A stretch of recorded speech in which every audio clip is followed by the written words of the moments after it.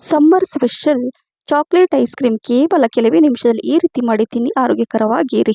ಇಲ್ಲಿ 1 ಕಪ್ಪಷ್ಟು ಓಟ್ಸ್, 1 ಕಪ್ಪಷ್ಟು ಸತ್ತು ಪೌಡರ್, ಬಾದಾಮಿ, ವಾಲ್ನಟ್ಸ್, ಹಾಗೆ ಪಂಪ್ಕಿನ್ ಸೀಡ್, ಸೂರ್ಯಕಾಂತಿ ಬೀಜ, ಹಾಗೆ ಒಣ ದ್ರಾಕ್ಷಿ, ಹಾಗೆ ಇಲ್ಲಿ ಹಸಿ ಖರ್ಜೂರ, 2 ಕಪ್ಪಷ್ಟು ಬಿಸಿ ಹಾಲು, ಒಂದು ಅರ್ಧ ಗ್ಲಾಸ್ ಅಷ್ಟು ಹಾಕೊಂಡು ಇದನ್ನ 1 ಅವರ್ ಹಾಗೆ ಮುಚ್ಚಿಟ್ಬಿಡ್ಬೇಕು.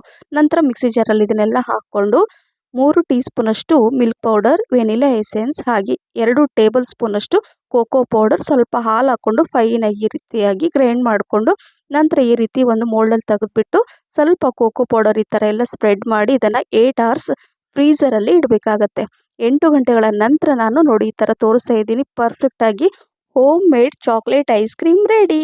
ತುಂಬ ಸುಲಭವಾಗಿ ಈ ರೀತಿ ಮಾಡಿ ತಿಂದು ಮನೆಯವರೆಲ್ಲ ತುಂಬಾ ಖುಷಿಯಾಗಿ ಎಂಜಾಯ್ ಮಾಡಿ ಅಂತ ಹೇಳ್ತಾ, ಈ ರೆಸಿಪಿ ನಿಮಗೆ ಇಷ್ಟ ಆಗಿದ್ರೆ ಲೈಕ್, ಶೇರ್, ಕಮೆಂಟ್ಸ್ ಮತ್ತು ಸಬ್ಸ್ಕ್ರೈಬ್ ಮಾಡಿ.